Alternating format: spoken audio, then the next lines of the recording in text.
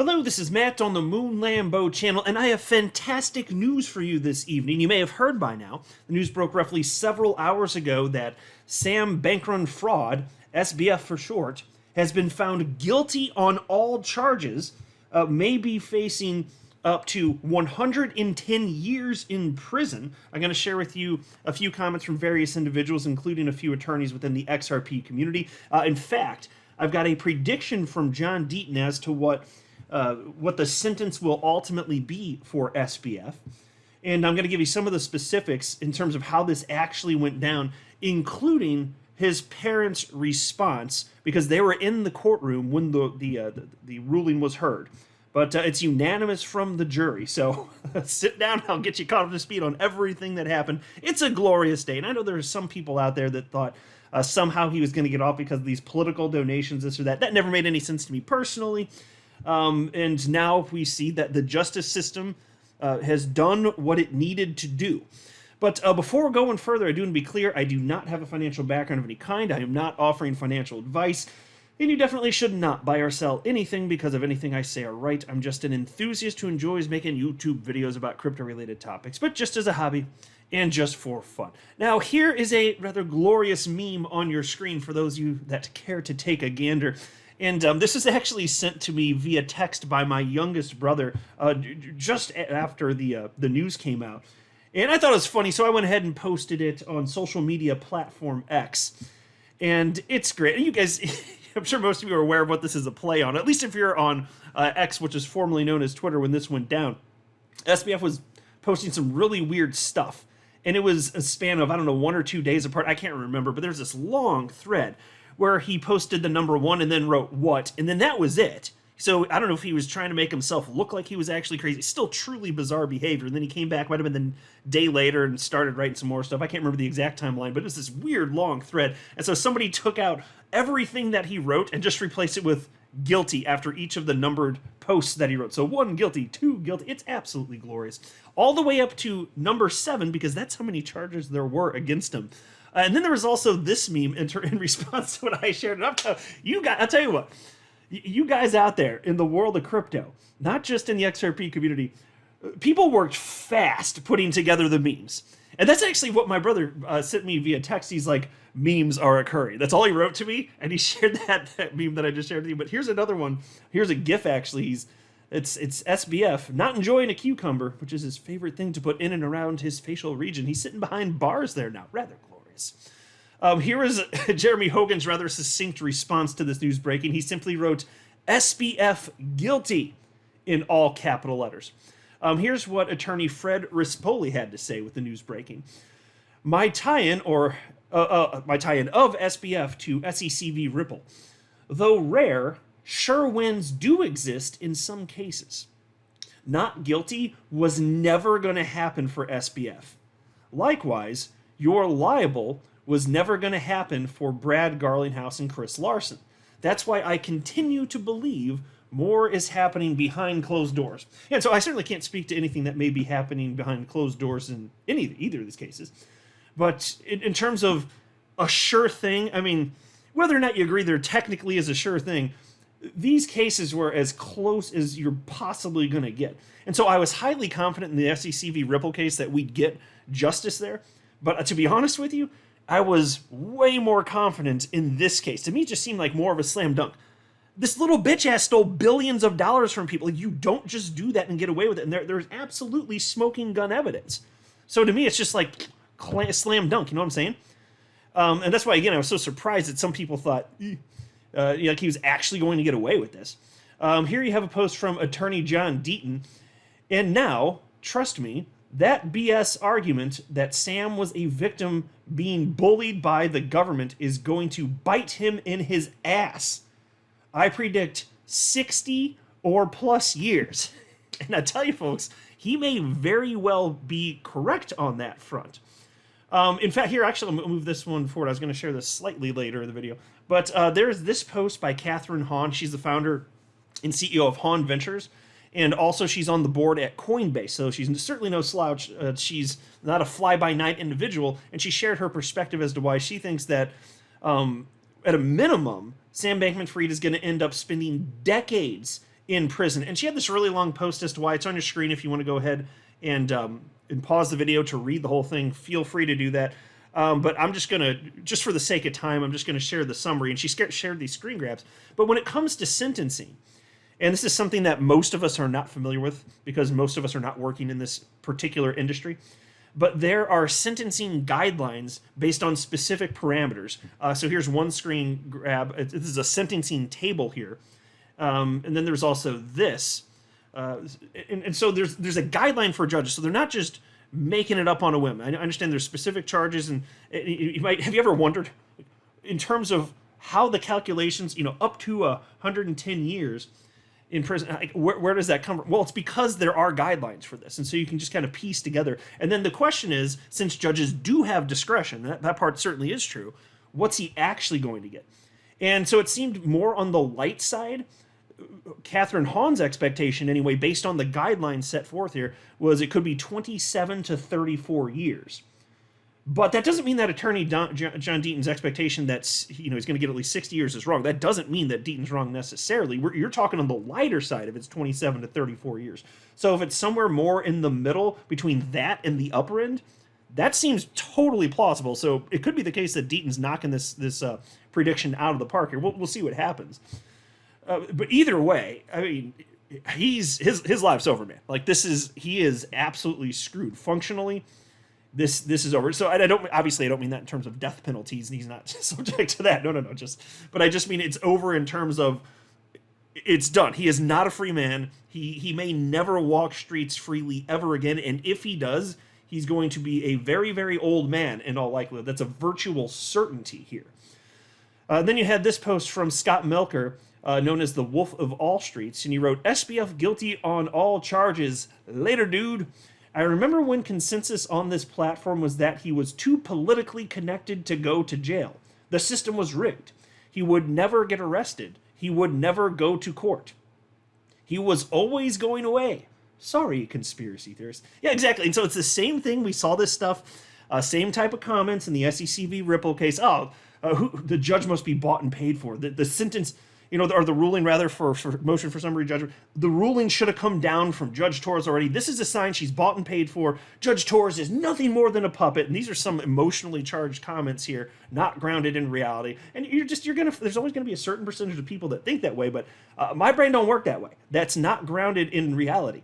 The reality is that in the United States, generally, justice is done. And it's not a perfect system. And of course, people who are guilty go free, and sometimes people who should have gone free are ended up being found guilty, and there are mistakes in the system. There's no such thing as a perfect system anyway.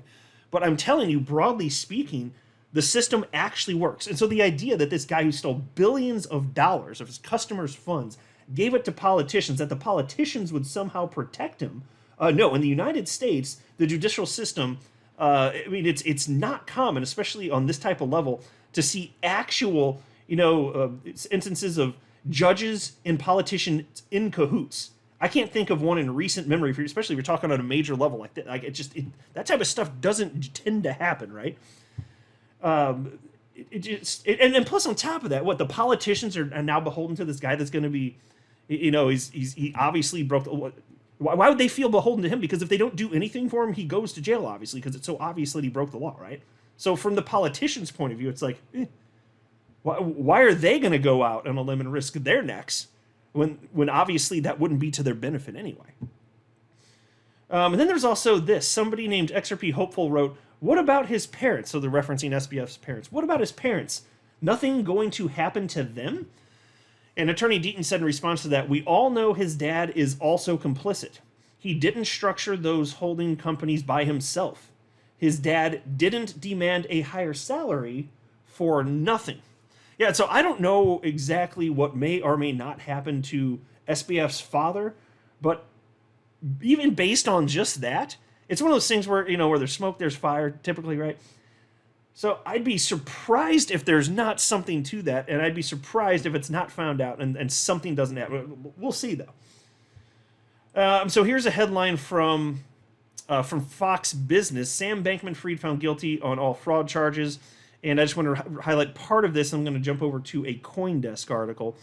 But they note here, In the trial, SBF faced 7 charges, 2 counts of wire fraud and 5 conspiracy counts. The charges combined an amount to a maximum sentence of 110 years behind bars. Judge Lewis Kaplan, who presided over the trial, set a sentencing hearing for the morning of March 28th. So we do have to wait until the end of the first quarter next year, it seems, until we're going to find out what the actual sentence is. But it's not going to be good for him. And in the meantime, he is in prison. So that's fantastic also. Because SBF is absolutely scumbag. Just there are no sufficient words that I'm going to say on this channel, at least, because I try to keep it mostly, PG to PG-13 here. But the guy's absolutely despicable.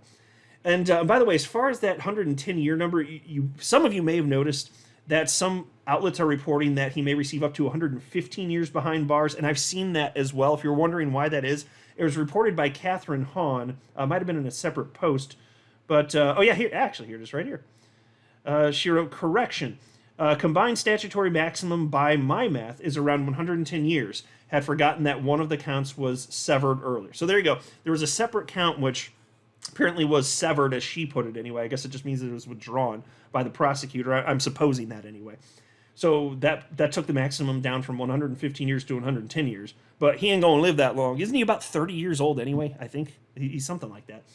So yeah, he'd probably be around 140 if he gets the maximum. It's over for him, man. It's over, as it should be. Here's the CoinDesk article. Sam Bankman-Fried guilty on all 7 counts in FTX fraud trial. Sam Bankman-Fried defrauded his customers and lenders, a New York jury found after a 5-week trial for the FTX founder and former chief executive. A tentative sentencing date was set for March 28, 2024. Bankman-Fried could spend decades in prison and theoretically up to 115 years. That's what they said, but again, as I just shared with you, the accurate number, as I understand it, is 110 years. Sam Bankman-Fried perpetrated one of the biggest financial frauds in American history, U.S. Attorney Damian Williams said outside the courthouse after the guilty verdicts on all 7 charges were revealed. This kind of fraud, this kind of corruption, is as old as time. We have no patience for it. And that was his quote. An appeal seems likely. In a statement, defense attorney Mark Cohen said Bankman-Fried respects the jury's decision, but maintains his innocence and will continue to, quote, vigorously fight the charges, end quote. And so check this out, because this happened pretty quickly, which is kind of amazing. Jurors began deliberating a little after 3 p.m. Eastern Time. Just before 7:40 p.m., the judge said they had reached a verdict. The attorneys and Bankman-Fried returned to the courtroom, and the guilty verdict was read out shortly thereafter to a packed courtroom. So think about that. You're talking about, for this whole case, which went about 5 weeks, you're talking about 4.5 hours for the jurors to come to a unanimous decision. Now, if you I saw somebody else compare that. I didn't fact check this myself, so this could be wrong, but somebody else had reported, I don't have it pulled up for this video, that just for comparison's sake, Bernie Madoff, his trial, I don't remember how long they said it went, but the jury deliberated for, I think they said he said 4 days. So compare that for SBF to like about 4.5 hours, somewhere in that neighborhood. Yeah, that sounds about right, because it's that much of a freaking slam dunk. Exactly. This was always going to happen. He was screwed. Anyway, piece continues. Bankman-Fried kept still when the verdict was read. He'd been instructed by the judge to look toward the jury box, and jurors were told to look toward the court clerk and judge. The verdict unanimous, Your Honor, was the message from the 12 New Yorkers who voted guilty on all 7 counts. The judge thanked the jurors for their service. The jury reached the guilty verdicts on the first anniversary, coincidentally, and that is pretty cool. They found him guilty, coincidentally, on the first anniversary of the award-winning CoinDesk scoop that spurred the former crypto mogul's downfall. How's that for coincidence? And then there's this, SBF's parents in attendance. As the 4-person read the guilty verdicts, Joseph Bankman, the defendant's father, buried his head into his lap from a seat in the viewing gallery. His mother, Barbara Fried, kept still, back straight, with a kind of sullen expressionlessness, staring straight ahead. After the judge left the courtroom, Bankman-Fried stood up and his lawyers leaned in and spoke to him. He didn't look back at the viewing gallery, even as his parents shuffled over to the wooden divider directly behind him.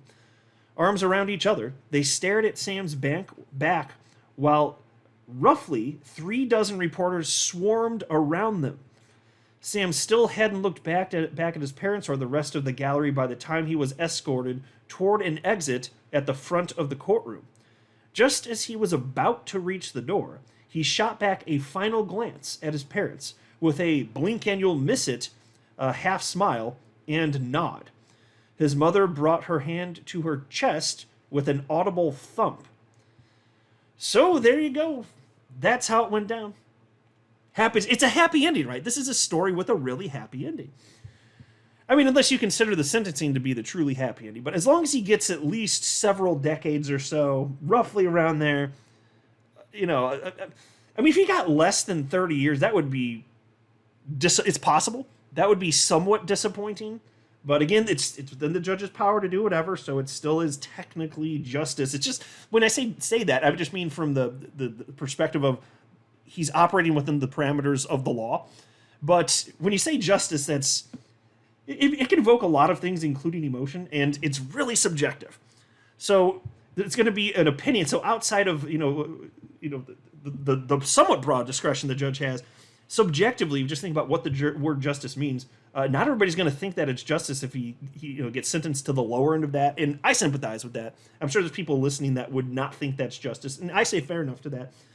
It's personal opinion. It's fine. But hopefully Attorney Deaton's right, and he gets at least 60 years. So, yeah, obviously I think most of us would prefer that he gets the max sentence. I don't know if that's realistic or not, but even if it's around 60 years, well, that little butt nugget with a fro, he's already about 30, I think. So, that would put him at, what, 90? Like, anything that would make life worth living is gone for him. So even if it were 50 or 60 years even, like, it's over for him. So, like, I think we're going to be happy there. So anyway, just want to share the news. I'm sure a lot of you have by now have heard the headline, but I wanted to give you some specifics around that. I don't know that everybody had heard all of the details, so I want to break that down along with some perspective from a few individuals. But hey, great news. I'm not a financial advisor. You should not buy or sell anything because of anything I say or write. That would be a very, very, very bad idea. Until next time, to the moon, Lambo.